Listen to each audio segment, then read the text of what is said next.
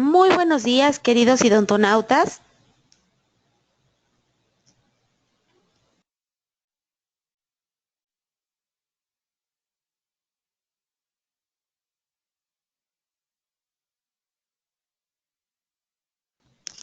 Les saluda su amiga Diana Montoya desde el aula virtual de inteligencia dental.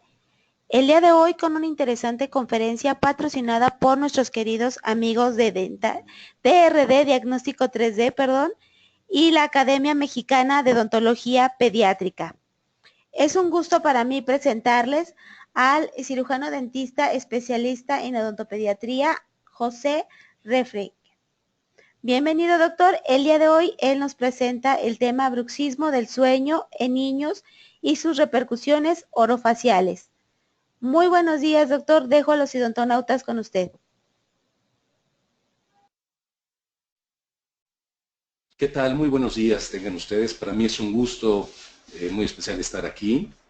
Soy el doctor José Humberto Refreyer Soto, odontopediatra. Vengo representando a la Academia Mexicana de Odontología Pediátrica, AMOP, en una colaboración especial con DRD, Diagnóstico 3D. Quiero agradecer al doctor Wall por su atenta invitación y a I+D por tener esta plataforma que me permite llevar esta plática a ustedes. Espero que sea un tema de su interés. Es hablarles acerca del bruxismo en niños. Como el título tengo bruxismo del sueño, sin embargo veremos también un poquito lo que es el bruxismo en niños también diurno. Este es un tema que ha generado mucho interés porque cada vez se ve más frecuentemente y también ha sido muy controvertido a lo largo de los años porque hasta recientemente es que se ha encontrado ya, se ha podido determinar un diagnóstico específico, una etiología y maneras de tratar. ¿Sí? Inclusive todavía hay procedimientos de validación para estos tratamientos. Vamos a empezar con el diagnóstico.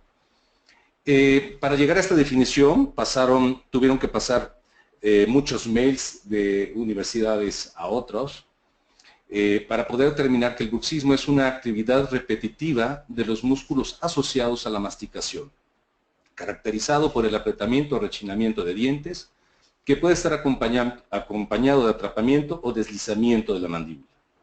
Y tiene dos manifestaciones circadianas. Puede ocurrir durante el sueño o durante la vigilia. Esto es lo que les platicaba recientemente. Esta es la publicación del Journal of Oral Rehabilitation, donde finalmente se pudo dar una definición y una clasificación. Durante muchos años se consideraba una patología, una enfermedad. Otros decían, bueno, no es propiamente una enfermedad, porque también tiene algunos factores positivos que podemos ver, como lo veremos más adelante. Entonces, se determinó que nombrarlo una entidad. Y es el diagnóstico que dimos. Y ya vimos que puede ser de sueño o vigilia. Los procesos neurofisiológicos para que se produzca uno u otro son distintos. Sin embargo, las repercusiones finalmente son las mismas. También se ha dado un diagnóstico por grados. ¿Por qué? Porque mucha gente que sufre bruxismo no lo sabe, porque cuando es bruxismo del sueño, si no está acompañado por alguien, pues no se puede llegar a percatar. En el caso de los niños, que es el caso en el cual vamos a hablar, podremos decir que hay 3 grados de bruxismo. Uno es de diagnóstico por bruxismo, que es posible, que es cuando hay reporte por parte de los padres de algún ruido o apretamiento o rechinamiento de dientes. Probable, cuando aparte del reporte de los padres hay una evidencia clínica oral cuando revisamos a nuestros pacientes. Y definitivo, cuando se confirma por medio de una polisomnografía, mientras el paciente está dormido, un estudio específico para este caso. La etiología, sabemos que el bruxismo ahora es de origen multifactorial. Sin embargo, está regulado principalmente de manera central, es decir, desde el sistema nervioso central y no tanto del sistema estomatognático hacia el cerebro.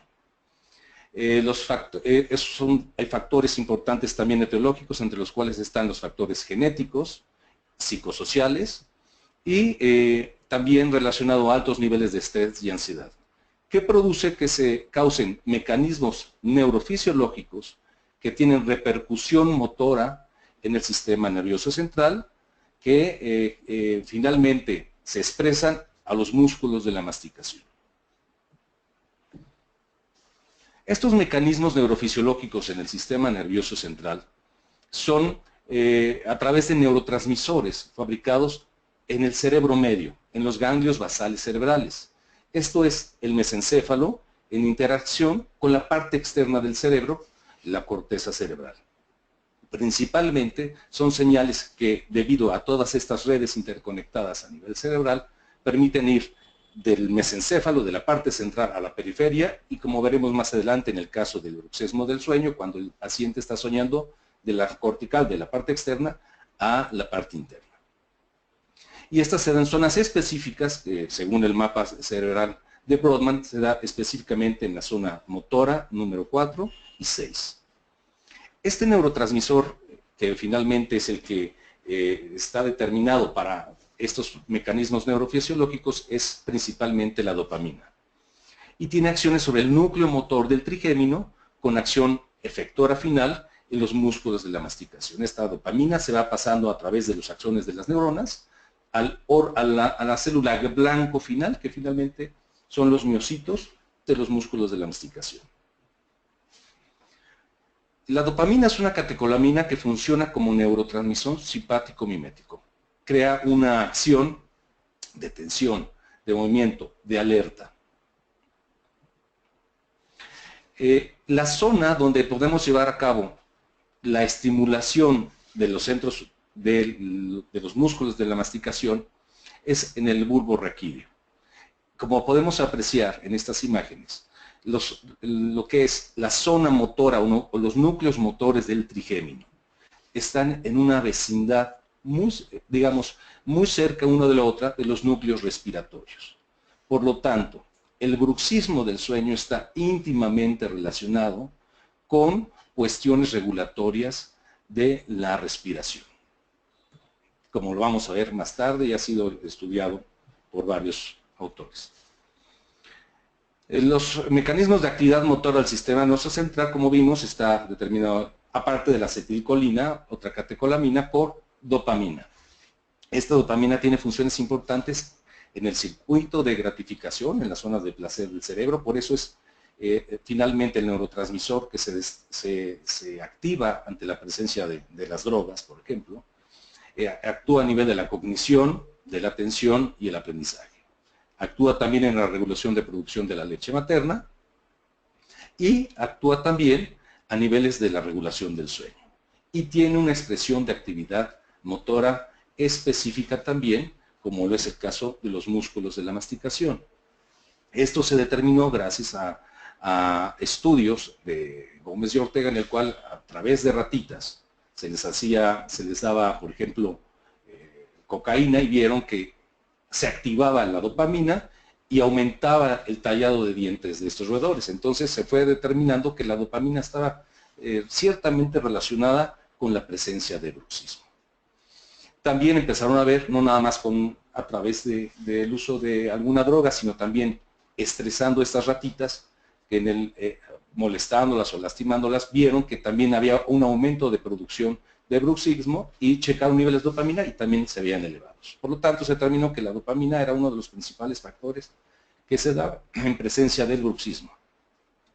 Esta dopamina estimula los receptores D1, D2, D3, D4 relacionados con movimientos finos y controlados. Hay personas que tienen estos receptores D2 a nivel cerebral, digamos, más excitables. Por eso hay personas que son más susceptibles a la dopamina. Por eso hay personas que caen más fácilmente en las drogas y es más difícil que salgan de esta problemática. Igualmente, cuando hay bruxismo, son personas más sensibles a la estimulación del receptor D2.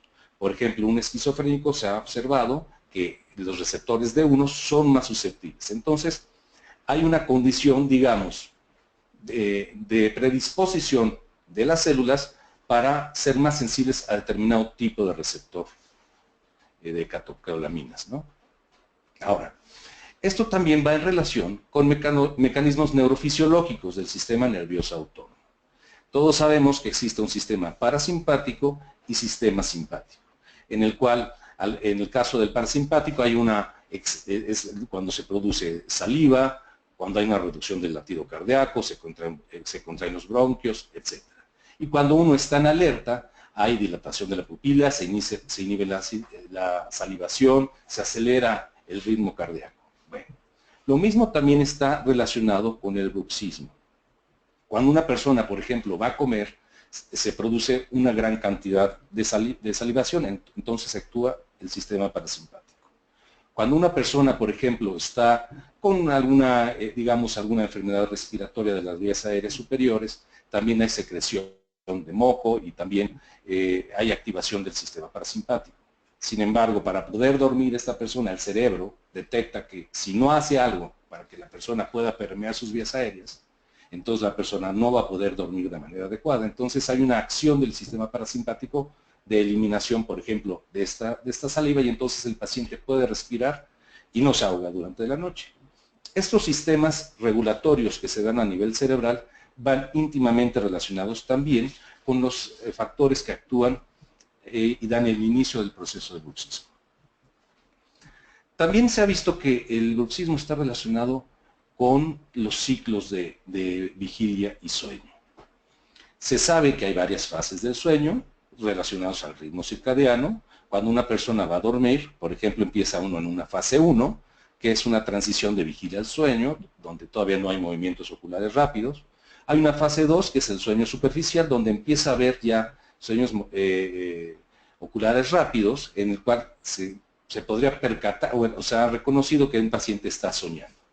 Cuando un paciente cae en una fase 3, es una fase ligeramente más profunda y es cuando generalmente se dispara el estímulo de bruxismo. Esto es por un equilibrio entre las distintas catecolaminas que están a nivel cerebral. Puede ser la serotonina, o la dopamina, o la noradrenalina. Y ya cuando un paciente llega a fase 4, un sueño delta, donde ya no hay sueño, generalmente ya tampoco hay bruxismo. Esto es interesante porque esto nos dicta que no nada más es de adentro hacia afuera, sino también puede ser un proceso inverso, de la corteza cerebral hacia adentro. Un niño puede tener alguna situación traumática a lo largo del día, algún estado de alerta, de ansiedad, que no lo expresa durante el día, pero que al dormir, este inicio de sueño causa cierta ansiedad, elevación de la dopamina con un método compensatorio para esa ansiedad y el inicio del proceso bruxista. Esto ha sido estudiado por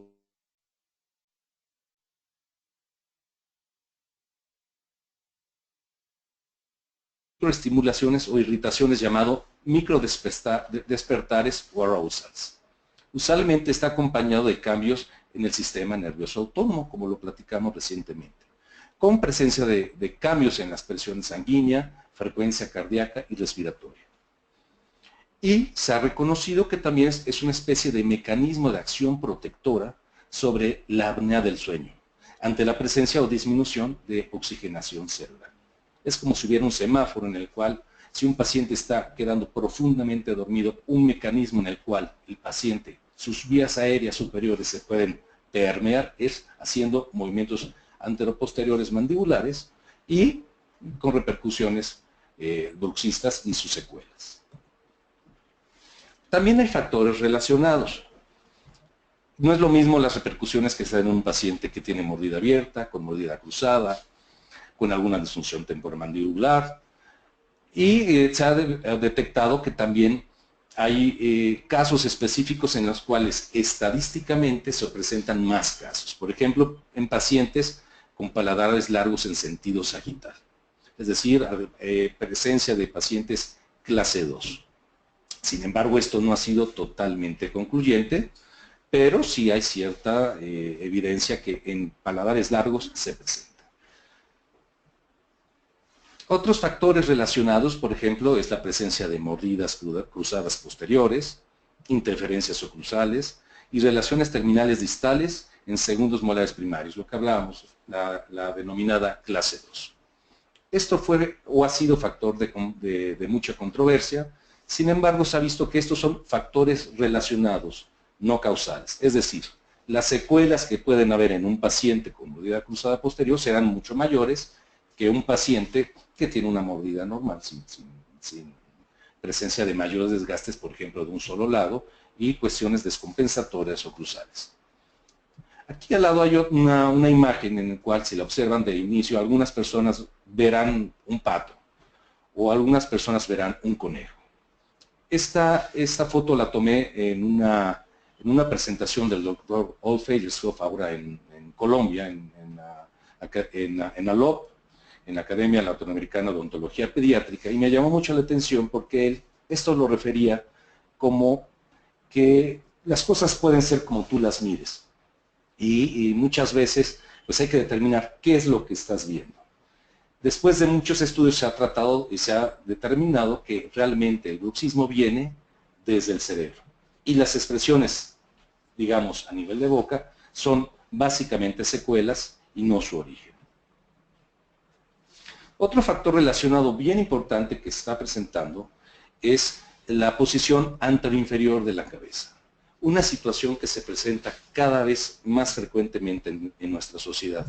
Aquí tenemos la imagen de una situación que vemos todos los días en nuestra sociedad, en estos chicos que ya pues, son la generación alfa, ¿no? Ya pasaron generación X, los millennials, y ahora pues la generación Z, que son de los chicos del 95 al 2010, y ahora pues esta generación alfa que nació prácticamente con un teléfono en la mano y pues tiene una posición anteroinferior con una dificultad respiratoria clara, que no nada más va a causar disminución de oxigenación, sino también problemas cervicales, y que tendremos que ver cómo les va a ir a esos niños, porque apenas están ante estos estímulos.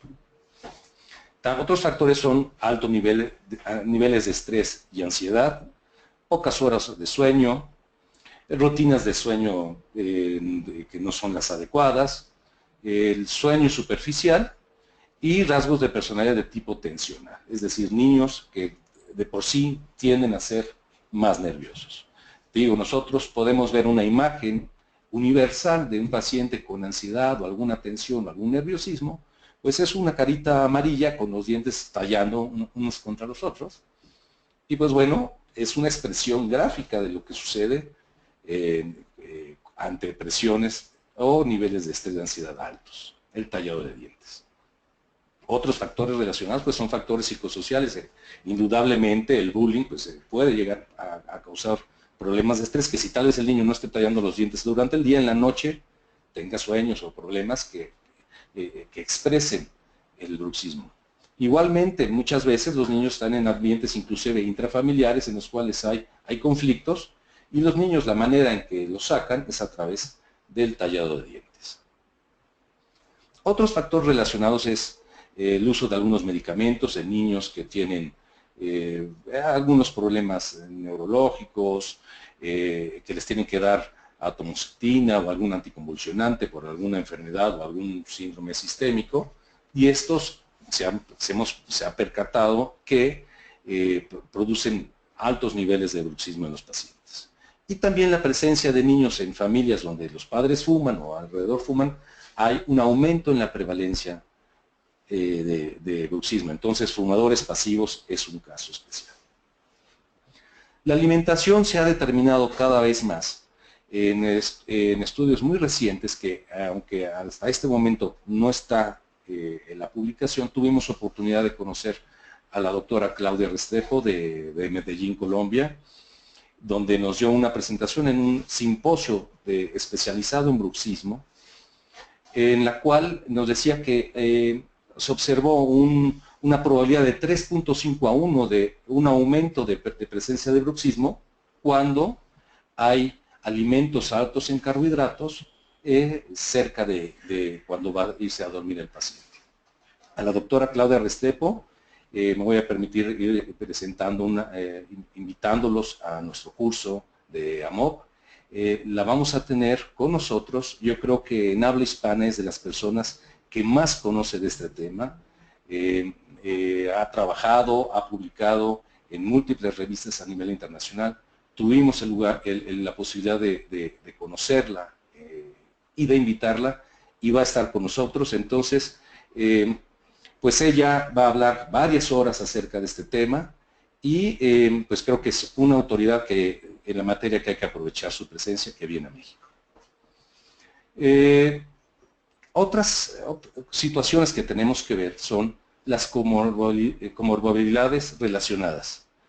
Estas son situaciones o enfermedades paralelas que pueden estar conjuntamente con el bruxismo afectando a los pacientes. Estos son apnea nocturna, el asma, rinitis alérgica y reflujo esofágico. Es decir, estas son condiciones que producen disminución de oxigenación cerebral y hace que sea un mecanismo, como ya hemos platicado, de respuesta el que el paciente empiece a tallar los dientes. Otras comorbilidades relacionadas que se han observado son insomnios y microdespertares. Inicialmente se consideraba al bruxismo como una especie de parasomnia, es decir, un problema como si fuera sonambulismo, o los niños que hacen pipí en la cama, o niños que tienen síndromes de extremidades inquietas. Sin embargo, pues se ha visto que más bien es una expresión, una comorbilidad relacionada y que interactúan de manera independiente entre sí. El sueño poco reparador o malos hábitos de sueño, pues indudablemente provocará que los pacientes también estén sujetos a estrés. Otras comorbilidades relacionadas es la cefalea tensional, la migraña, síndrome de déficit de atención y trastornos de hiperactividad. La cefalea tensional se puede entender muchas veces como una repercusión también, porque debido al tallo de dientes puede llegarse a provocar inflamación a nivel, pues digamos, de la articulación temporomandibular y de los músculos y ligamentos involucrados.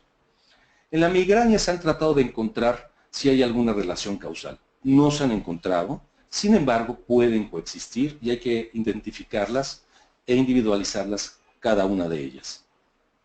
El síndrome de déficit de atención está relacionado porque a muchos de estos niños les dan, por ejemplo, el Ritalin o el Estratera, que son medicamentos que sí tienden a producir bruxismo. Entonces, se tienen condiciones específicas que se tienen que dar aviso muchas veces. Nosotros funcionamos ahí como coordinando, inclusive hasta con pediatras o neurólogos, para que los manejen adecuadamente, se regulen dosis o inclusive se tengan que dar otros medicamentos. Lo mismo en niños con trastornos de hiperactividad. Normalmente cuando los niños tallan los dientes, antiguamente las abuelitas decían, bueno, realmente el niño talla los dientes porque tiene lombrices en la panza. Fue una preocupación de varios investigadores determinar si había una vinculación o un origen del bruxismo debido a parasitosis intestinales. Se han hecho varios estudios y se ha determinado que no es un factor causal etiológico. Que pueden coexistir, pero no están vinculados desde el punto de vista etiológico. Podemos descartar, cuando les pregunten las abuelitas, pues ya podemos decir que está descartado, que no es porque tengan lombrices en la panza. Hay otros factores de comorbilidades relacionadas, por ejemplo, ya situaciones asociadas a síndromes de carácter genético. Por ejemplo, el síndrome de Prader-Willi, el síndrome de Rett, la enfermedad de Huntington o enfermedad de Parkinson.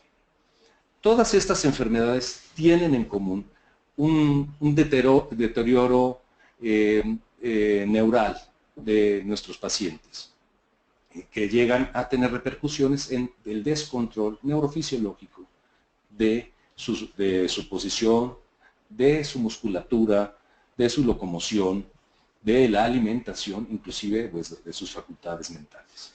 En todos estos casos normalmente va habiendo pérdida del control de los músculos de la masticación con apretamiento de dientes y tallado de dientes también severo. Además que también muchas veces estos pacientes usan medicamentos que también se han comprobado producen bruxismo. Por lo tanto, al percatarnos que también está relacionado a situaciones de carácter genético, hay investigadores que nos dicen que el bruxismo puede funcionar como inclusive un marcador centinela para diagnosticar posibles condiciones adversas de salud. No nada más síndromes, sino también en niños que tienen algún problema también neurológico menor. Entonces nosotros debemos muchas veces de funcionar como contacto con otras especialidades, saber trabajar a nivel multilateral, multiintegral, para que los pacientes reciban el mejor tratamiento. La prevalencia, este era otro factor controvertido. Como muchas veces no se escuchan los pacientes, en el caso de los niños, pues si no son escuchados por sus padres, si no están en la misma habitación o no se están dando vueltas, no se sabe. Entonces, por eso es que está tan variable, iba del 3.5 al 40.6% en varios estudios, en un metaanálisis que se realizó, en un análisis, digamos, bibliográfico, revisión bibliográfica, pues hubo muchas variables. Pero Manfredini, Restrepo, Díaz Serrano encontraron que, bueno, esta es la variabilidad, que es muy amplia. La persistencia del bruxismo de la infancia a la edad adulta se va disminuyendo del paso de la niñez a la adolescencia y finalmente en la vida adulta. Pero hay que estar pendientes para ver que esa evolución no vaya dejando secuelas mayores. En México, por ejemplo, la prevalencia, hay un estudio del Instituto Nacional de Pediatría, donde, bueno, teniendo el sesgo que es un hospital, vemos que tenemos grupo de enfermedades neurológicas, de pacientes con enfermedades neurológicas, un 46% tiene este problema. Y en enfermedades alérgicas, el 20%. Estamos hablando de personas que tienen dificultades respiratorias, lo que habíamos platicado. Las repercusiones. Uno es, bueno, evidentemente, el daño dentario.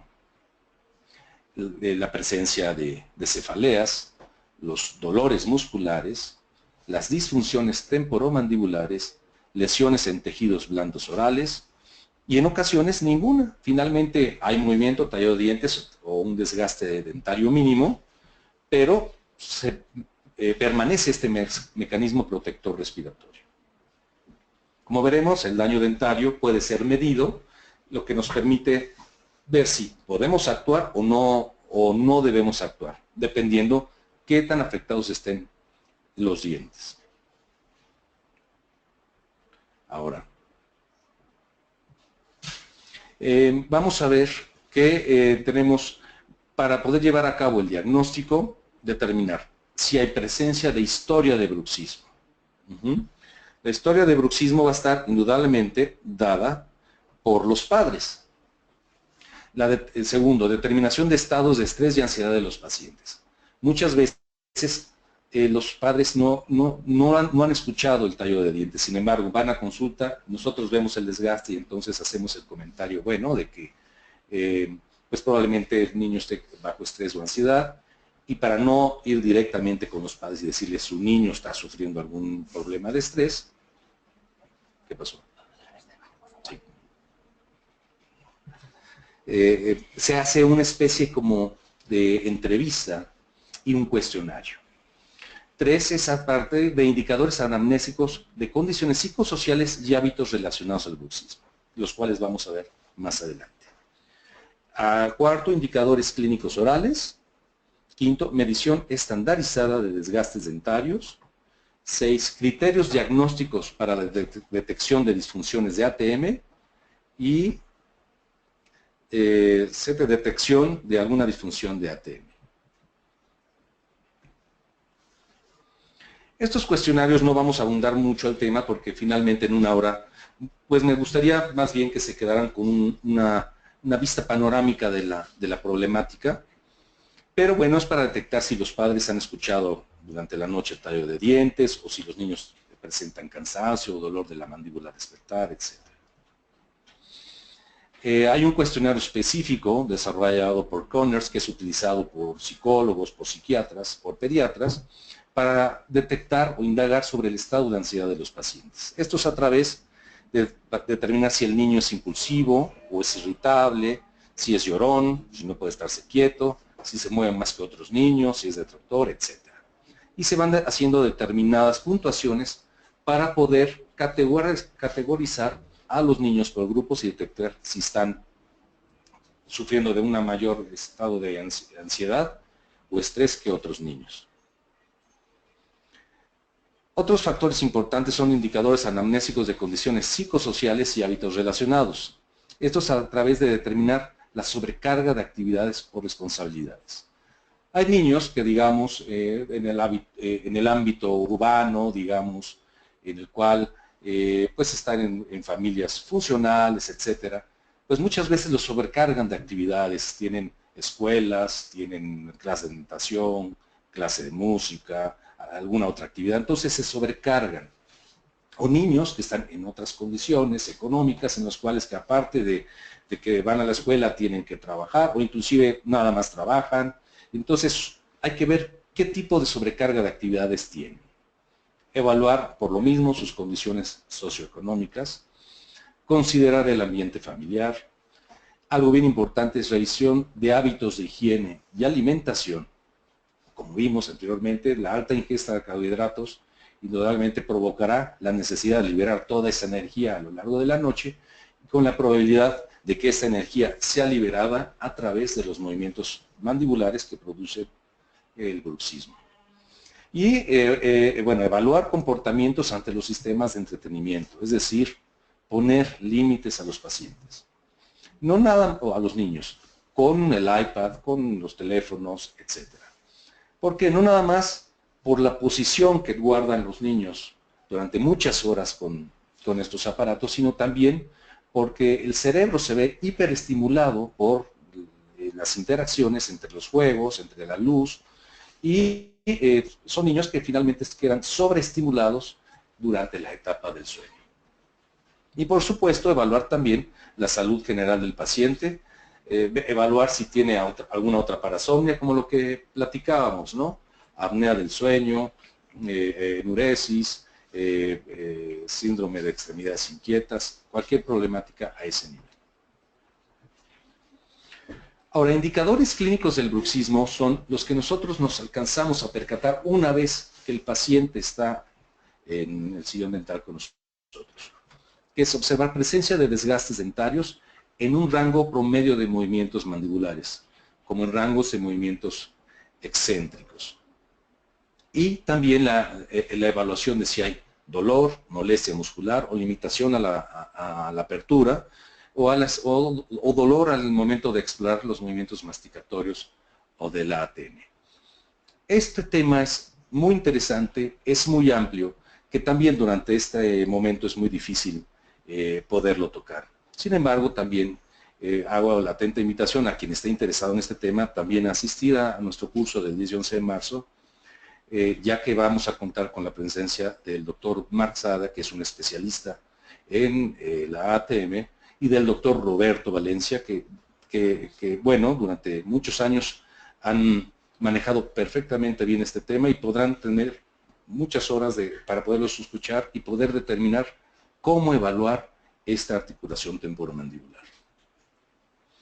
Dentro de la medición estandarizada de desgastos dentarios, vamos a evaluar que Bernard Sansouris ya tiene una definición de qué tipo de desgaste y qué grado de afectación puede llegar a tener. En este caso, él lo definió como 3 grados. Uno es desgaste del esmalte únicamente, otro es desgaste del esmalte y afectación de la dentina, grado 3, desgaste dental hasta 1/3 de la corona, y grado 4, desgaste dental de más de 1/3 de la corona. Indudablemente hay sistemas muchísimo más avanzados que este, más complejos también los hay, más específicos también, y a nivel, digamos, tecnológico también los habrá. Pero eso yo creo que lo podemos utilizar muy bien en paciente adulto. En niños lo que utilizamos es prácticamente en esta filosofía de la mínima invasión, tratar de verlo solamente de esta manera clínica. Y también determinar la probable disfunción temporomandibular a través de historia de dolor de algún sistema, del sistema masticatorio, referencia de dolores de cabeza o dolor facial o muscular al realizar movimientos mandibulares. Y también a través de la exploración, no nada más de la referencia. Entonces vamos a palpar las zonas de la ATM dolorosa, la zona anterior, posterior, inferior, de nuestra articulación intraauricular, inclusive escuchar, tratar de evaluar si hay presencia de chasquidos, tronidos o crepitaciones y evaluar el rango de apertura mandibular, ya sea a la apertura normal, a la hiperapertura, a extensión en lateralidades y protrusión. Ahora, aparte de la clínica, contamos con algunos otros métodos auxiliares diagnósticos que, como vimos al inicio de la plática, vemos que ya para poder determinar qué es bruxismo, aunque en niños normalmente no.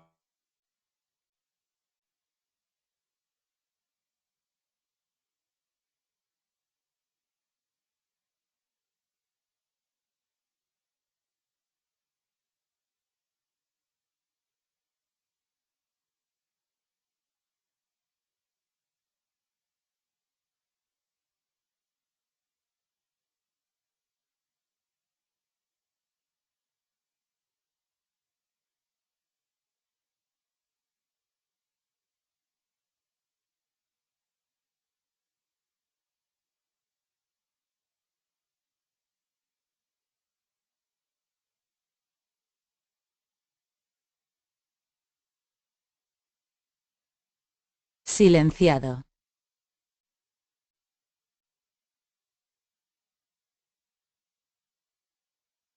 Sonido reactivado. Queridos odontonautas, tuvimos un problemita con la computadora. Estamos resolviéndolo. Les pedimos 2 minutos, por favor, para que se restablezca el sonido.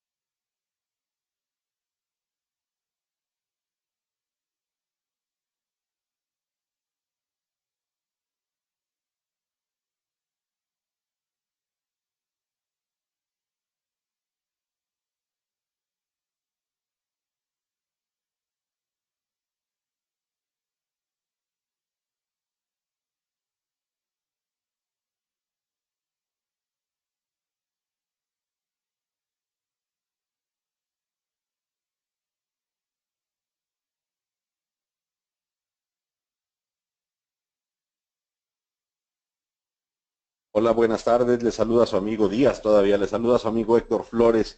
Diana, ¿me escuchas? ¿O alguien de Soco, Sharon, me escuchan? Sí, Héctor, te escucho. Acerquen una computadora de ustedes y que hablen por su micrófono, por favor. Sí, Héctor.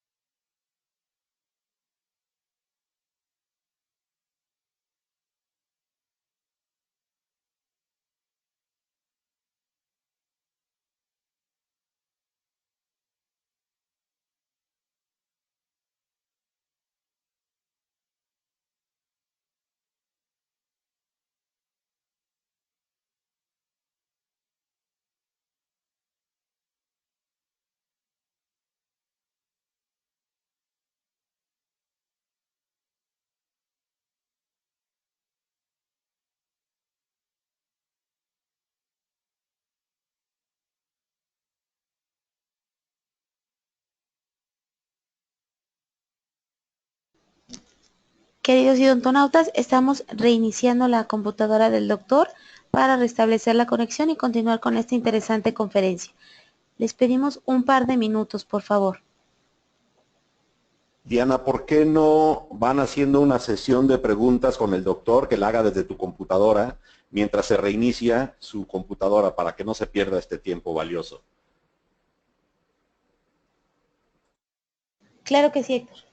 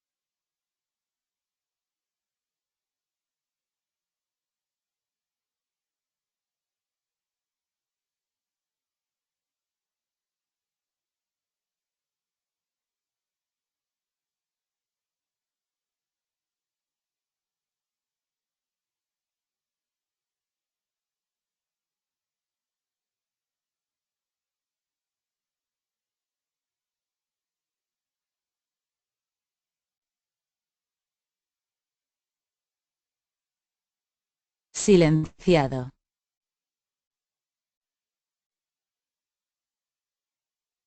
Sonido reactivado. ¿Lo voy a contestar ahorita de una vez?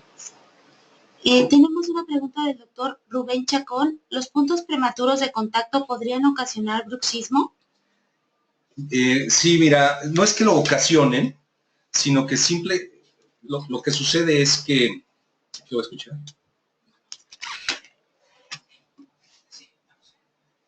Mira, no es que lo causen, sino que la secuela que se va a observar sobre estos puntos de contactos prematuros van a producir una mayor afectación a nivel dentario. Si el paciente tuviera una oclusión adecuada, generalmente no se van a ver afectados estos puntos prematuros. Indudablemente, en la presencia de estos, cuando hay la dinámica, ya sabemos que es central, es decir, a nivel cerebral, si hay un punto de contacto se va a ver con mayor afectación. Pero muy interesante pregunta. Entonces nos vamos. Una disculpa por las cuestiones técnicas, ya estamos resolviéndolo. Listo. Y aquí presentación con el diapositiva. Listo. Y aquí presentación con el diapositiva. Y aquí le ponemos. Ahí estamos. Bueno, vamos a seguir adelante. ¿Ya podemos seguir adelante? Perfecto. Nos quedamos en polesomnografía. Entonces, una disculpa por las cuestiones técnicas. Una disculpa por unos 5 minutitos. Espero que muchos no vayan a abandonar la práctica. Les agradezco su permanencia. La polisomnografía es un método para poder determinar realmente si hay... Silenciado.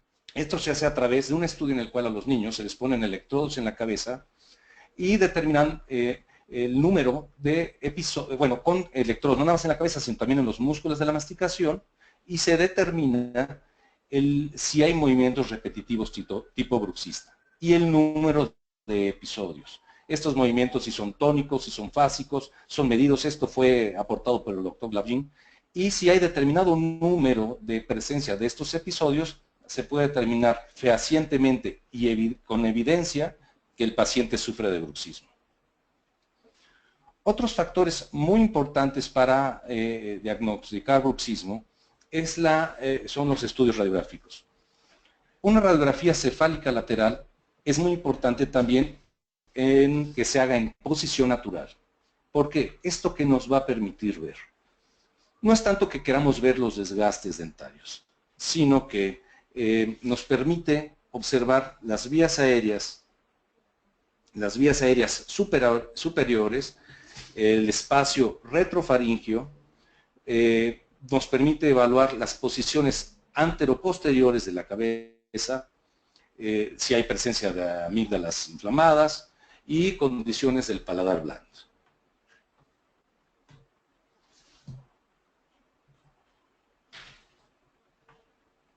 Entonces, la manera en la cual hay que mandar a hacer aquí es donde nos podemos apoyar que el doctor Wall nos ayuda con este tipo de cefalometrías, y la doctora Restrepo nos da un apoyo de cómo se lleva a cabo, ya no quiere avanzar Elías aquí, un apoyo a través de los trazados de Solomon et al.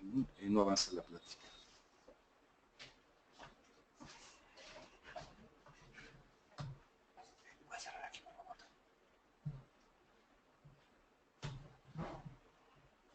A través de los trazados de Solomon y Tangen para ver, digamos, cuál es la inclinación de la cabeza hacia adelante o hacia atrás.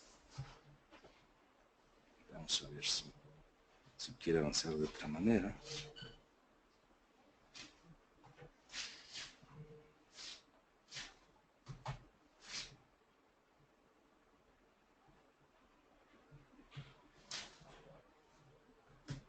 Ahí está. Posición anteroposterior de la cabeza, observando la inclinación de las cervicales con respecto a la posición del plano de Frankfurt de la cabeza. También esto nos va a permitir ver, a través de radiografías cefálicas lateral, el espacio retrofaringeo cuando se utiliza algún mecanismo de apertura de la mandíbula. Es decir, algo que haga hacia adelante, hiperpulsor de la mandíbula, para que aumente nuestro espacio retrofaringeo y los pacientes puedan respirar mejor. Otros factores es el uso de auxiliares diagnósticos, por ejemplo, estudios de laboratorio a través de exámenes generales de orina, con la medición de catecolaminas en la orina. Ya vimos que un mecanismo para determinar el bruxismo pues es un aumento de dopamina en orina. ¿Cómo se ha visto, cómo se tiene que manejar el tratamiento del bruxismo en niños? Ya sabemos el diagnóstico, ya tenemos los medios de diagnóstico. Ahora la determinación es a través de qué maneras podemos actuar sobre este caso. Cada 5 años se reúnen en Múnich un panel de expertos para determinar qué tratamientos se pueden dar a estos pacientes. El último fue en el 2015 y se ha determinado que en ese seminario, en ese simposio, que se debe actuar a 2 niveles. En la esfera del sistema nervioso central y en la esfera de lo que es las repercusiones que esta situación provoca. Uno es, si queremos actuar a nivel del sistema nervioso central, es por ejemplo en los casos que recibieron algún medicamento, algún niño con alguna problemática. Por ejemplo, niños que utilizan estratera o algún sistema atomoxetina, alguna cuestión así por convulsiones, se les da buspirona para contrarrestar estas acciones. En pacientes adultos hay investigaciones en las cuales se utiliza el Botox, bueno, toxina botulínica, clonazepam o bloqueadores de dopamina, pero en niños estos tratamientos aún no están validados. Se han hecho estudios en el caso de niños por algunos investigadores del uso de hidroxicina, que es un antihistamínico, antiemético y ansiolítico, con una disminución en la presencia de la cuestión de la entidad bruxista. Sin embargo, hay que reconocer que esto produce sedación y somnolencia. Produce disminución de flujo salival con el problema que también puede recaer en la presencia de exacerbación de caries dental. Entonces, está en investigación, hay un grupo piloto de estudios, generalmente este medicamento es utilizado por psicólogos, por psiquiatras quienes hacen estos estudios, incluso no son dentistas, se han estado apoyando últimamente en odontología para observar qué repercusión hay con este uso de tratamientos. Otros tratamientos recomendados es para aumentar la permeabilidad de la vía aérea, pues la amidalectomía, que es un método eficaz cuando son pacientes que tienen problemas de vías aéreas superiores frecuentes, infecciones frecuentes, a través de uso de terapias psicológicas. Dentro de estas terapias psicológicas hay muchos estilos, hay la terapia de reacción por competencia, ayuda a quitar a los niños los estímulos que provocan estrés, darle ciertas determinadas rutinas, tanto para la alimentación, para el estudio, para que se bañen, para la higiene, para lavarse los dientes, etc. Terapias de relajación muscular guiada, en el cual a los niños con cierta música y cierto ambiente y cierta posición empiezan a controlar ese estrés y ansiedad, es muy útil. Pero digamos, cualquier apoyo de tratamiento psicológico es útil, ya sea tipo conductivo-conductual, terapia de juego, etc. Hay otros factores como técnica de autopercepción a través del movimiento, ciertos ejercicios que posicionan, en este caso, digamos, leer de una mejor manera, utilizar el teléfono con una mejor posición de la cabeza, etc. O técnicas de biofeedback que también los neurólogos utilizan mucho para pacientes con hiperactividad, etcétera, con síndrome de déficit de atención, que a la larga puede repercutir en una disminución del bruxismo en estos pacientes. Ahora, en cuanto a la esfera de atención o actuación a través de las secuelas causadas en el bruxismo, ya a nivel oral tenemos aguardas oclusales, tratamientos de ortopedia y ortodoncia y el acompañamiento de tratamientos odontológicos restaurativos y pulpares. Por ejemplo, tradicionalmente una de las grandes controversias en el bruxismo para la atención del bruxismo en niños es si se utiliza o no una guarda oclusal. ¿Qué buscamos con la guarda oclusal? Pues es reducir una actividad parafuncional, inducir la relajación muscular, controlar la dimensión vertical, permitir una posición más centra del cóndilo dentro de la articulación y proteger los dientes del desgaste productos de la trisión. Sin embargo, hay que tener en cuenta que los niños están en un periodo de crecimiento.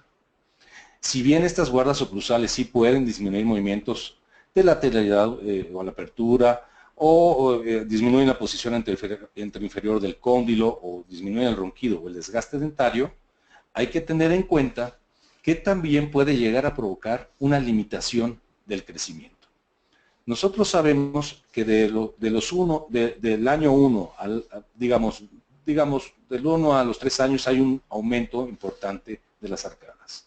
Por las tablas de Morré sabemos que de los 3 a los 6 años tal vez no se vean tan afectados este crecimiento porque no hay un aumento muy grande a nivel transversal y anteroposterior. Pero en dentición mixta el uso de algún tipo de guarda oclusal limitaría el crecimiento. Por lo tanto, el tipo de tratamiento no será a través de guardas oclusales, sino a través de otro tipo de aparatos. Por ejemplo, a través de expansión rápida del maxilar. En pacientes que tienen alguna anomalía de compresión maxilar, aprovechamos y lo podemos hacer así. Otro es a través de aditamentos de avance mandibular asociados a problemas de dificultades para dormir con presencia de bruxismo. Hay nuevos aparatos que hacen hiperpulsión mandibular, muy modernos. Sin embargo, nosotros en odontología los hemos utilizado durante muchos años en forma de ortopedia funcional, como es el caso de, por ejemplo, esta imagen, un activador de Andreasen. A mí particularmente me gusta el uso, por ejemplo, de pistas planas en aquellos pacientes que tienen alguna compresión maxilar, inclusive alguna deficiencia en el perímetro del arco, donde no caben muy bien los dientes, y además tienen bruxismo. Entonces, el tallado se da más bien a nivel entre el acrílico y no se daña tanto los órganos dentarios. Hay que tener mucho cuidado en que no se lastimen los dientes anteriores cuando, por ejemplo, en clase 2 se llega a un punto de DA, hay que dejar el punto DA de contacto de incisivos, hay que dejarlo muy suavecito para no lastimar estos incisivos. Pero digamos, cualquier método de ortopedia funcional que ustedes conozcan y manejen bien, les puede funcionar para colaborar con los pacientes. Otro método, por ejemplo, que a mí me gusta mucho es el uso de un Walters, por ejemplo. Este es un caso que se resolvió también cuando son pacientes que tal vez se empiezan a quejar demasiado de dolor en la ATM. Me gustaría limitar un poquito más los movimientos. Entonces utilizamos un Walters para contener un poquito los movimientos. Recordemos que una pista plana deja más libre estos movimientos y un activador de este tipo pues también nos hace apertura mandibular y una protección del desgaste de los dientes. Se puede utilizar indudablemente un SN3, un Bimbler, un clamp, pero tengamos en cuenta que, bueno, mientras más sólido sea nuestro aparato, más resistente será el tallado de los dientes. Entonces, el tratamiento de ortopedia o ortodoncia para atención va a tener los mismos efectos de un aguardo oclusal, pero no limitan el crecimiento y además, paralelamente, actuamos y damos tratamiento a la maloclusión. También hay que considerar que hay que tener el control de las secuelas provocadas del bruxismo ya en los tejidos dentarios. Y esto será por medio de rehabilitación dental de los pacientes. ¿Por qué? Porque lo que queremos hacer es evitar el desgaste dentario para evitar que tengamos problemas odontológicos, exposiciones pulpares, etc. Dolor, abscesos. También queremos disminuir la posibilidad de pérdida de dimensión vertical. Y hasta el momento, pues tradicionalmente, se ha sugerido la utilización de coronas de acero cromo en el caso de restauraciones posteriores para que soporten estas fuerzas oclusales. ¿Cuántas veces no hemos visto los que nos dedicamos a ver niños? Pues estas coronas que están aplanadas por el mismo desgaste. Vemos las cúspides, las vertientes, muchas veces planitas debido a ese desgaste y se van amoldando. Otras técnicas que se utilizan actualmente y que particularmente a mí me gustan debido a que van a la par de la filosofía de la odontología mínimamente invasiva en el caso de los niños, es el uso de, bueno, resinas compuestas, de ionómeros de vidrio de alta viscosidad, y bueno, pues sabemos que en casos donde ya hay afectaciones en las caras axiales del diente, pues tendremos que apoyarnos por medio de coronas de acero. A mí particularmente me gusta el uso de ionómeros de vidrio de alta viscosidad debido a su alta capacidad de adherirse al esmalte, a la dentina. Ya sabemos que la resina se adhiere muy bien al esmalte, sin embargo a la dentina tenemos ciertas deficiencias. Entonces me gusta la adhesión del ionómero de vidrio, tiene que ser de ciertas características, de buena calidad y que esté reforzado o de alta viscosidad.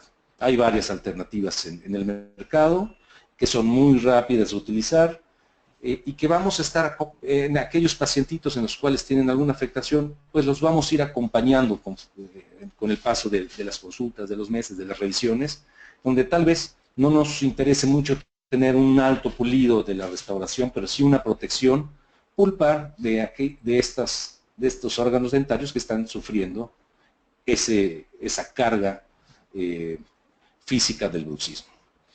Estos ionómeros de vidrio reforzados o de alta viscosidad, pues, están indicados en oclusión, ya en situaciones oclusales, ya han sido probados y utilizados en las técnicas restauradoras atraumáticas. Su aplicación es sencilla y poco invasiva. Está aprobado por la Academia Americana de Odontología Pediátrica y puede combinarse con otro tipo de tratamientos. Entonces, viéndolo de manera genérica, podemos decir que una vez que determinamos que un paciente tiene un bruxismo, podemos determinar la importancia de ver la edad del paciente, la etapa de crecimiento y desarrollo de los órganos dentarios, saber cuándo se van a exfoliar esos dientes, cuánto falta para este recambio del sector anterior o del sector posterior, para ir acompañando al paciente muchas veces con este tipo de restauraciones o inclusive ayudando a hacer por medio de extracciones para inhibir problemas de infecciones dentales, etc. También ver la presencia de maloclusiones, como la pregunta de si había un punto de contacto en un paciente, por ejemplo, pues ir atendiéndolas de manera paralela. Ver qué tipo de maloclusión y qué esperar, qué repercusiones esperar en determinado tipo de maloclusión. Ver el estado de salud oral en general de las estructuras de soporte, de las encías, de los carrillos, de los tejidos blandos.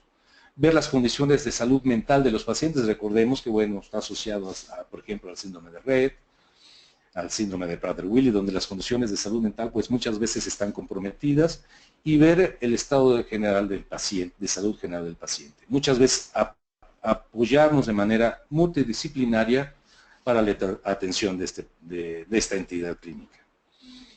Estas son algunas interacciones, solo un ejemplo, porque por cuestiones de tiempo ya no nos lo permitimos, ¿no? Y también el pequeño pausa de breve técnica que tuvimos ahí, es, por ejemplo, ¿qué vamos a hacer cuando hay detección de grados de estrés y ansiedad a través, por ejemplo, de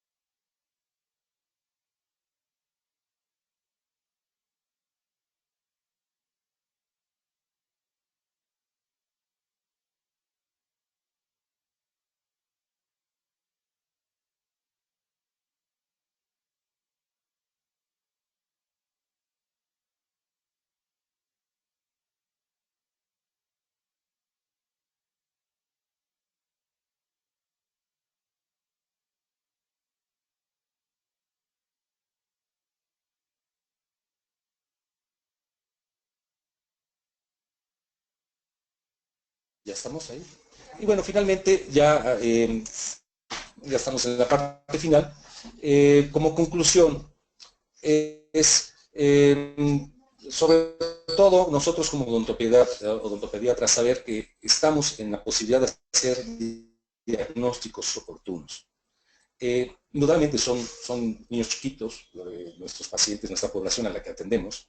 Debemos estar bajo la filosofía de tratamientos bajo de mínima intervención, que tenemos que tener el compromiso de dar seguimiento a nuestros pacientes a mediano y a largo plazo, y con un énfasis en la atención integral multidisciplinaria.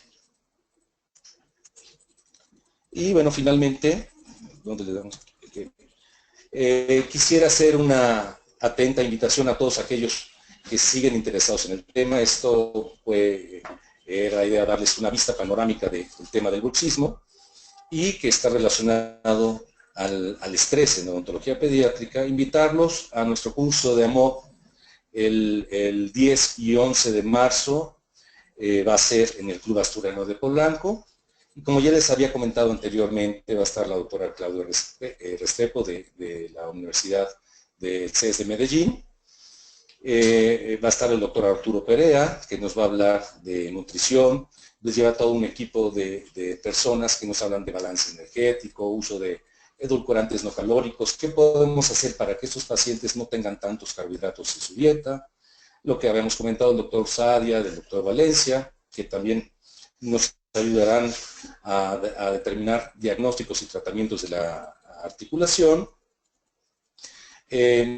También tenemos el apoyo de la doctora Ana María Serrano, que nos va a hablar de ese énfasis que hay entre el link que se hace muchas veces entre los padres del paciente y el niño para causar este estrés. Muchas veces los padres son los que también va a estar el doctor Alejandro Mejía para estos pacientes pequeñitos, el manejo desde lactancia, etcétera, para hacerles un ambiente de menor estrés para provocar una disminución de esta entidad que, digamos, de manera exacerbada puede causar algún problema, de una manera limitada, pues llega hasta cierto punto a ser benéfico para el paciente.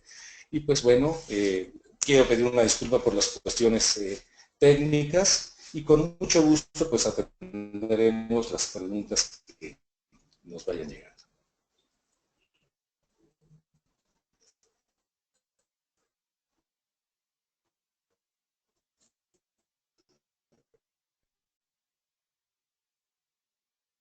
Activado.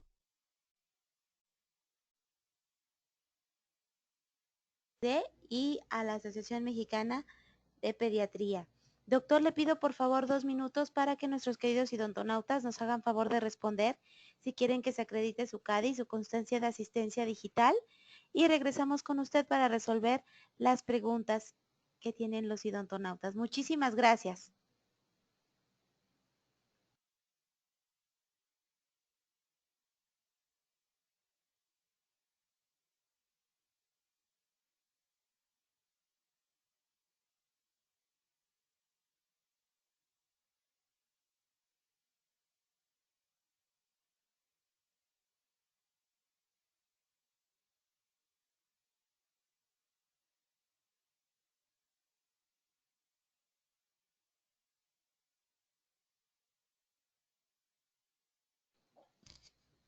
Queridos odontonautas, dejo a Norma Angélica Espinosa para darles un anuncio muy importante.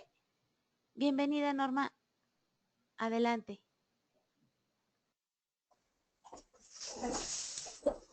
Hola, muy buenas tardes. Mi nombre es Norma Angélica Espinosa. Vengo de Diagnóstico 3D. Queremos agradecer a Inteligencia Dental, al doctor Humberto, a la Academia Mexicana de Odontología Pediátrica, toda la sesión del día de hoy. Y por otra parte, hacerles un comentario. Estamos en DRD Diagnóstico 3D cumpliendo 25 años a su servicio. Y como parte de este festejo tenemos todos los cursos que están programados durante el mes de marzo con un 25% de descuento. Pueden entrar a nuestra página de internet www.drd3d.com, en Facebook o con una servidora al teléfono 5601-2829 o 5601-1670. Muchas gracias. Bueno, muy bien. La primera pregunta es de la doctora Carla Martínez Moreno.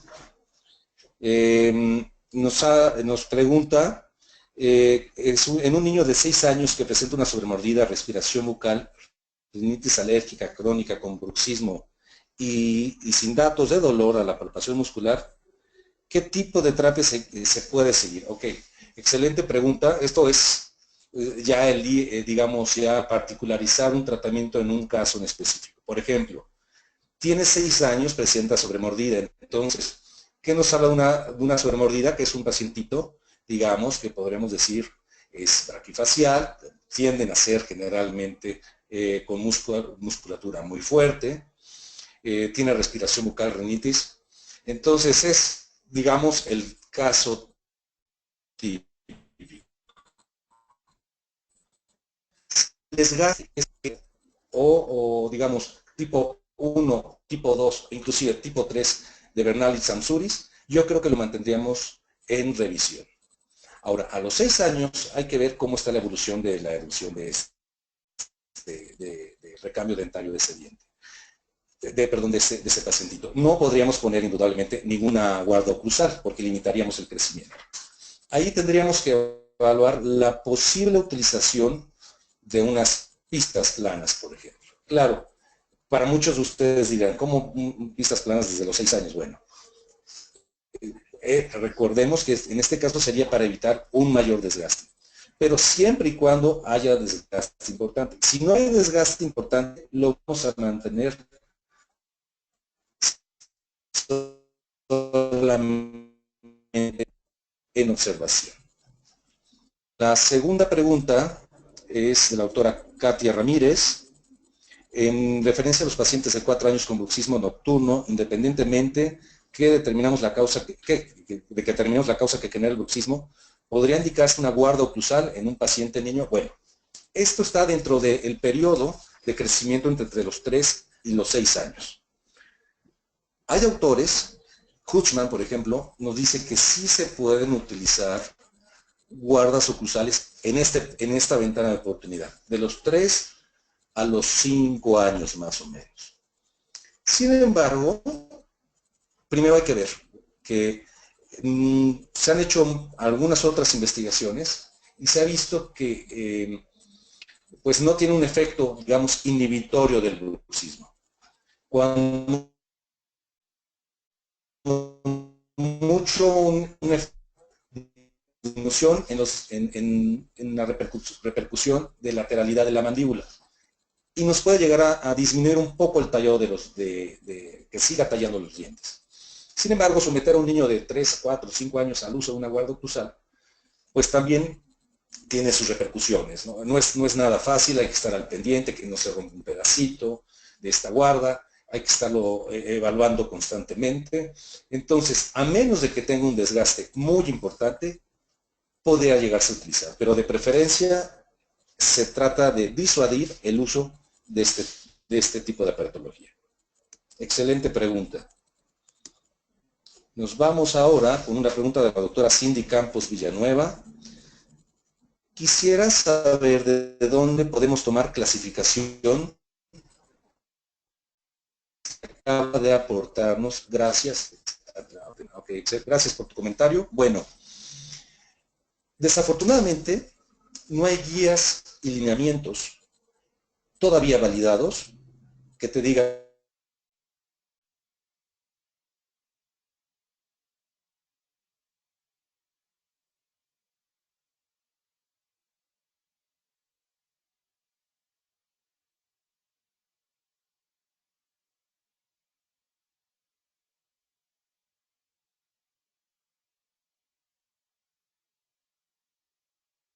Silenciado. para producir estas guías. Están en elaboración, están en validación, pero hay esfuerzos independientes. Por ejemplo, ¿cómo podemos ver las lesiones? Pues a través del estudio de Bernal y Tsouris de 1986, que lo vimos, es como una propuesta que creo que es muy útil.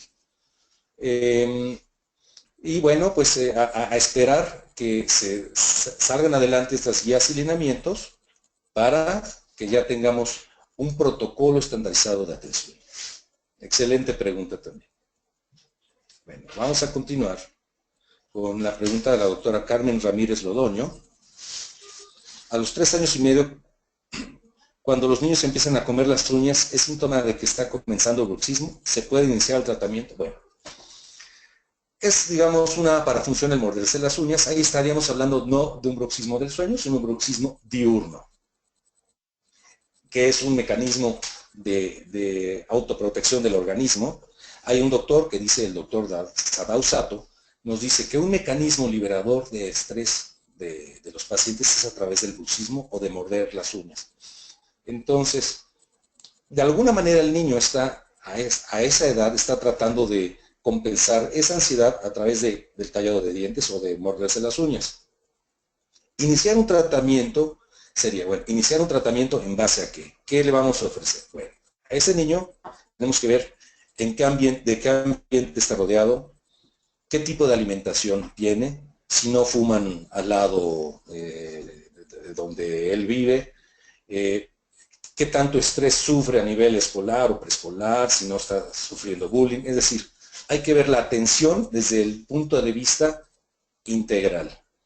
Ponerle algo en la boca, digamos, yo creo que es lo último que nos preocuparía, sino ver qué podemos hacer para que ese niño tenga menos estrés. Por eso es que es un tratamiento multilateral, multiintegral que debemos que llevar a cabo. Bueno, otra pregunta, la doctora Angélica Álvarez. Exactamente, pregunta sobre tratamientos en pacientes bruxistas de 5 años. Igual, de la misma manera, yo le preguntaría a qué horas está cenando, si tiene bruxismo, ya lo escuchó su mamá, que talla los dientes. Bueno, señora, hay que evitar alta ingesta de carbohidratos después de las 6 de la tarde, ¿no? Es decir, que si le está dando jugos, si le está dando leche con chocolate, hay que determinar dónde están los carbohidratos, porque muchas veces los padres dicen, no, no está comiendo ningún dulce, no está comiendo nada, es un niño que no come dulces, y finalmente, pues los carbohidratos sabemos que están escondidos en otros productos, hay que ver si están comiendo cereales, galletas, etc. Y también, pues, decirles, hay que ponerle límites a la televisión, límites al iPad, límites a los teléfonos. Todo eso son métodos de tratamientos específicos para estos pacientes. ponerle una guarda oclusal, pues solamente les digo, ya cuando estamos muy cerca de una exposición pulpar, pues sí, en un Bernard Sansuris tipo 4, tal vez sí ponemos nuestro ionoma de vidrio, y bueno, lo vamos acompañando, podemos poner una guarda, pero pues bueno, no es fácil que utilicen su guarda. Bueno, ahora, el doctor Raúl Porras nos pregunta, efectos de la tecnología para aprender. Es un tema interesante. ¿Qué opina de los aparatos bimaxilares funcionales suaves? Bueno, es una alternativa, es decir, cualquier tipo de aparatología funcional que ustedes sepan manejar, los moduladores elásticos de Daimler, los que ya son prefabricados. A mí me gustan los que son individualizados porque le tomas una impresión al paciente y, digamos, tiene un efecto específico para ese paciente. Pero bueno, hay otros mecanismos que yo no uso, pero hay gente que los utiliza muy bien y adelante, ¿no? Conocí un aparato muy padre que presentó la doctora Jenny Avant en una de sus pláticas. Es una especie como de clamp, en el cual no tiene acrílico interoclusal de manera sólida, es decir, tiene un descanso como de alambre con acrílico y funciona como si fuera un Daimler o un clamp.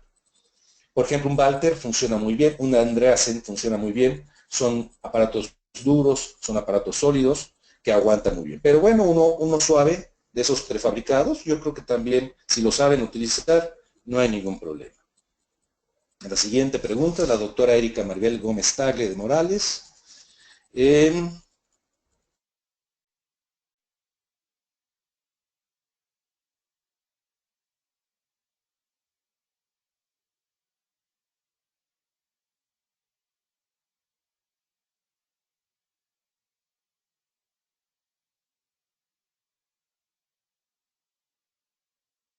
Pues sería una guarda, digamos, de descarga o de descarga de fuerzas oculares.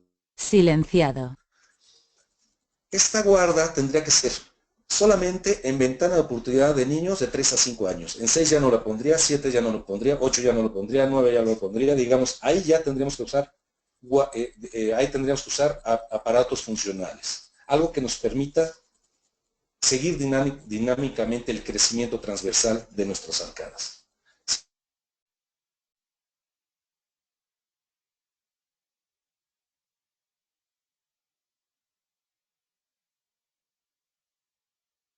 En Colombia, están trabajando, por ejemplo, en la Universidad de Buenos Aires con el uso de guardas oclusales de estas termoformadas con tornillos de expansión, como para... Silenciado. Es una buena alternativa para aquellos pacientes, por ejemplo, yo creo que está dirigido a pacientes hiperdivergentes, de aquel paciente, ya saben, de crecimiento vertical, levoprosopo, carita larga, donde no queremos ya ningún aumento de la dimensión vertical. Sería una alternativa interesante este tipo de guarda, pero con tornillito, para ir haciendo compensación del crecimiento que se debe de dar, ¿no? El acompañamiento del crecimiento. La siguiente pregunta, excelente pregunta también. Ahora, la siguiente, el doctor Joel Martínez pregunta si puedo usar aparato bifuncional. Exactamente, es lo que yo creo que sugerimos en la actualidad. Y, pues bueno, no está todavía validado a través de metaanálisis. Y bueno, falta todavía, digamos, una revisión de la literatura fuerte, grande, que nos pueda dar la validación de este tratamiento. Pero bueno, estamos en ese camino y todas esas experiencias, si pueden ustedes, digamos, conservar esos archivos de esos pacientes, serían muy útiles para, pues, tener casos clínicos y ver cómo están respondiendo, ¿no? La doctora Laura Arroyo. Bueno, sus conocimientos con tratamientos de trainer, bueno, son trainers, digamos, ya son prefabricados. Hay gente que lo utiliza y que lo utiliza muy bien. Les digo, yo prefiero hacer algo individualizado para para el paciente. La doctora Patricia Cantor, bueno, me manda muchos saludos, yo le agradezco los saludos y pues muchas gracias por atender a esta charla. Después la doctora Noemi Enrique Galarza.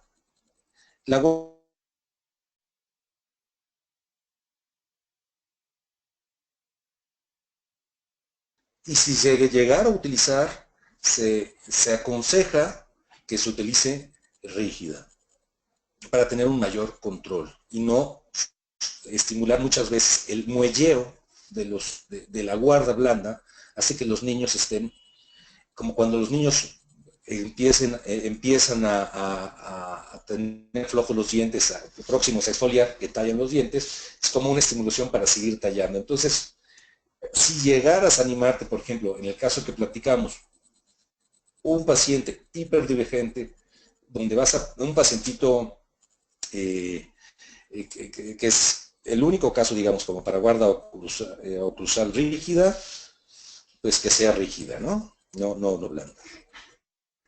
La doctora Pilar Cuellar, ya no, bueno, me dice que no se escuchaba, sí, hubo algunas fallas técnicas, una disculpa por eso.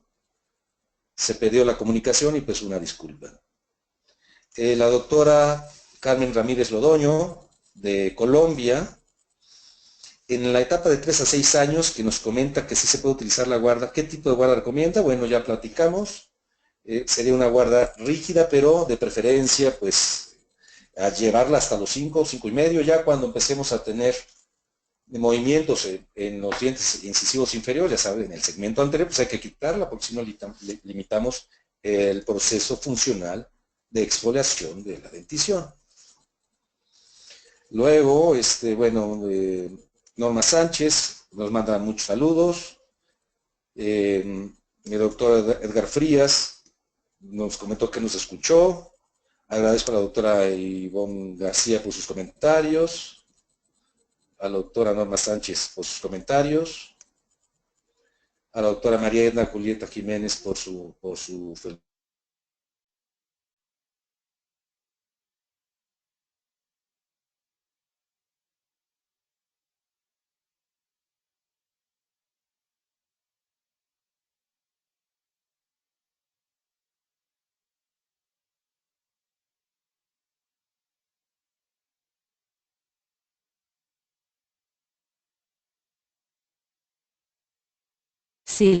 Silenciado. de cuál haya sido tu formación profesional. A nivel odontopediatría intrahospitalaria, hay quien recibe cursos de formación de manejo de sedación, ¿no?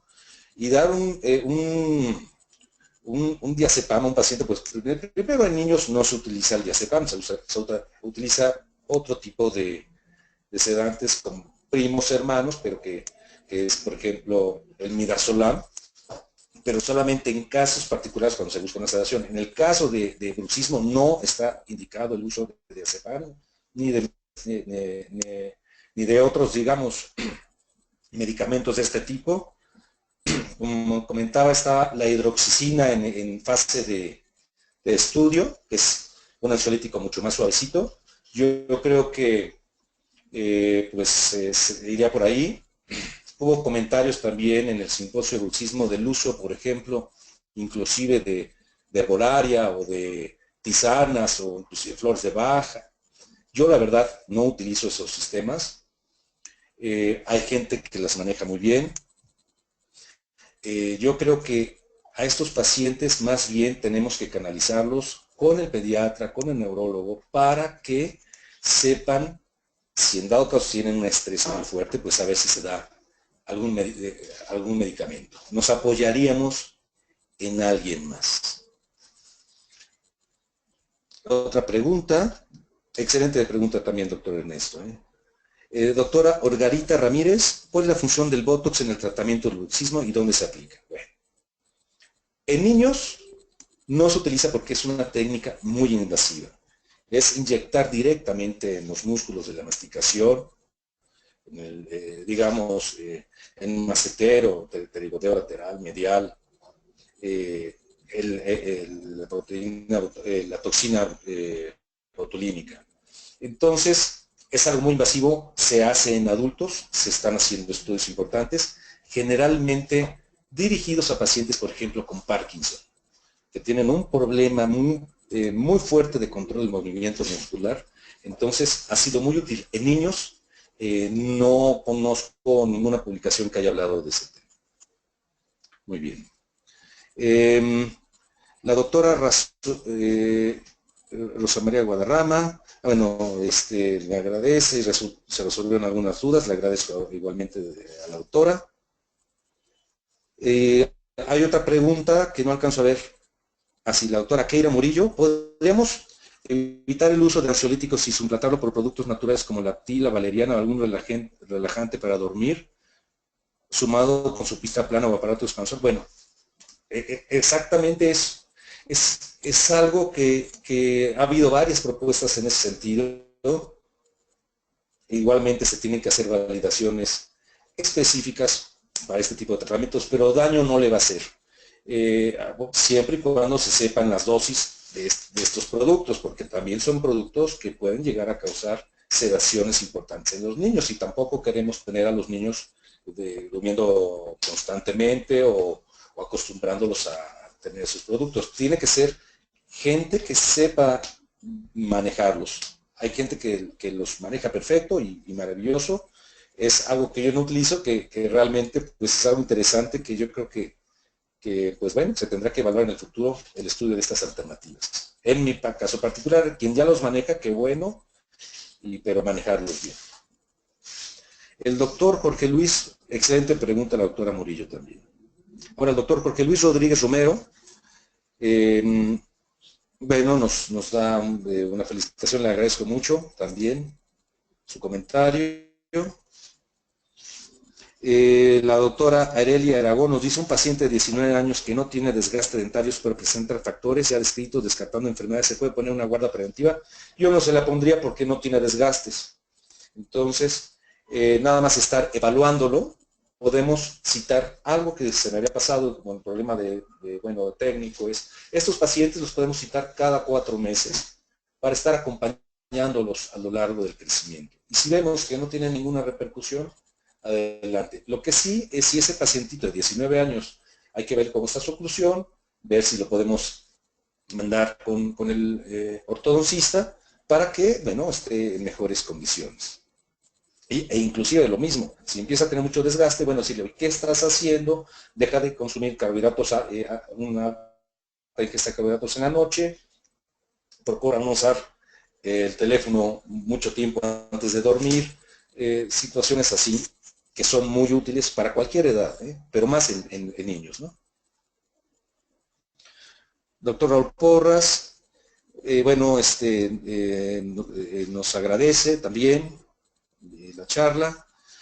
La doctora Jareni Sánchez, no me quedó claro lo que debemos hacer en un paciente que usa Strattera, ok, es decir, que está diagnosticado con déficit de atención. Estos niños, se ha reportado que cuando se les da la tamoxetina, que es el Strattera, hay un aumento de presencias de episodios bruxistas.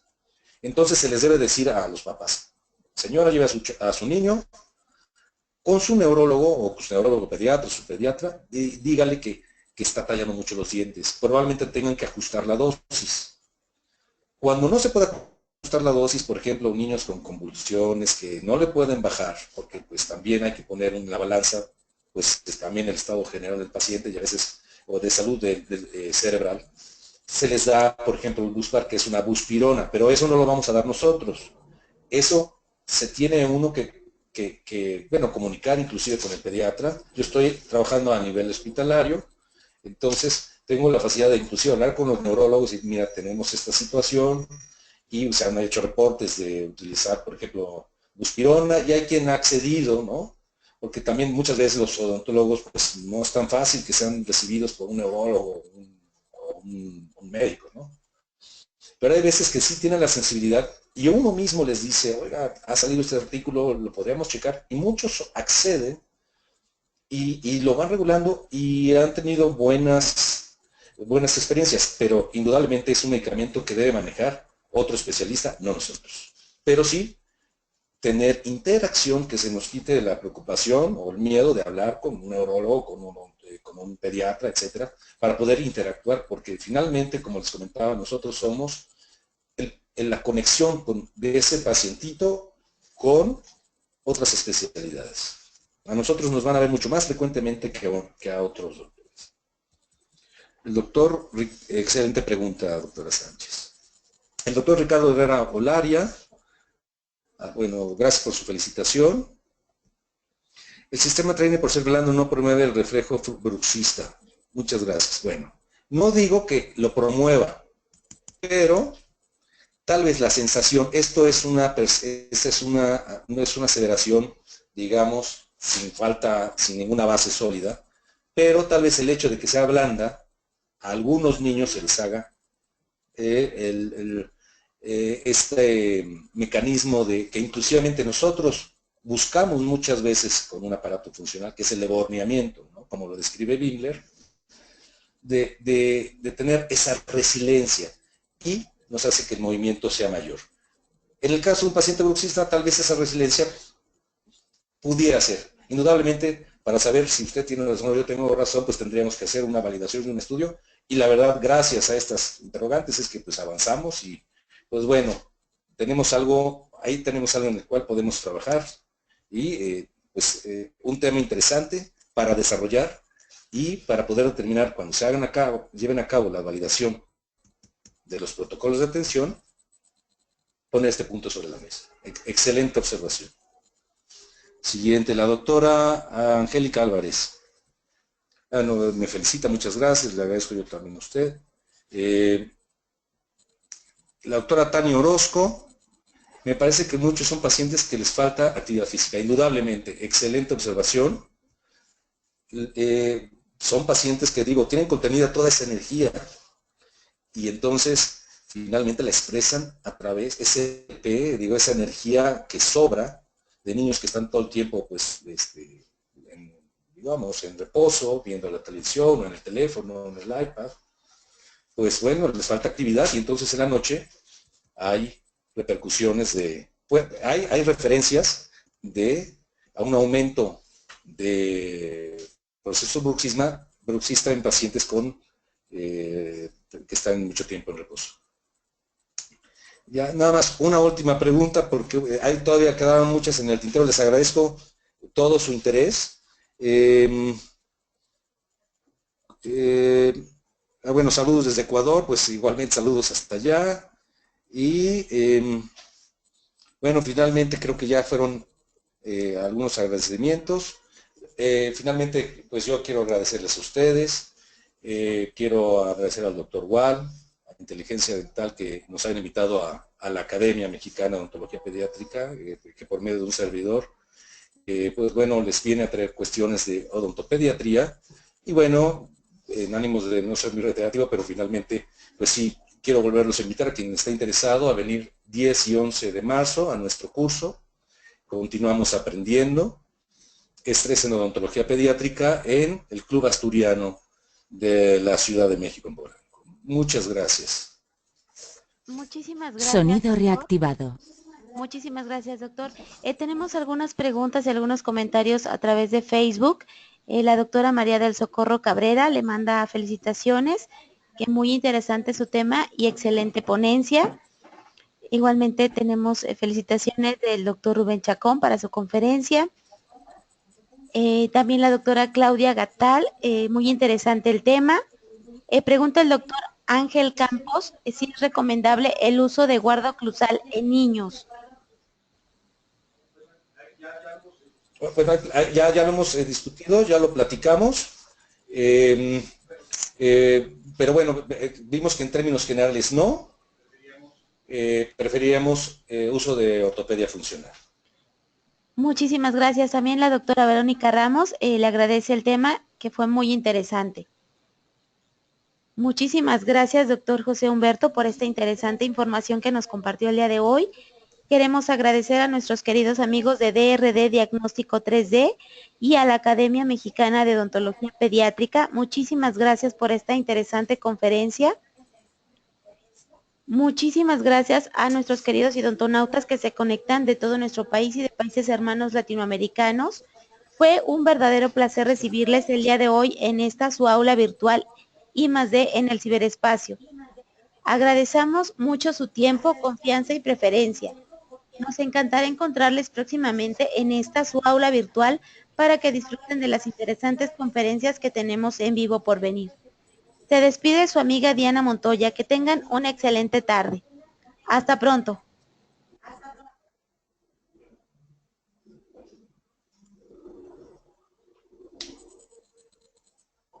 ¿Listo?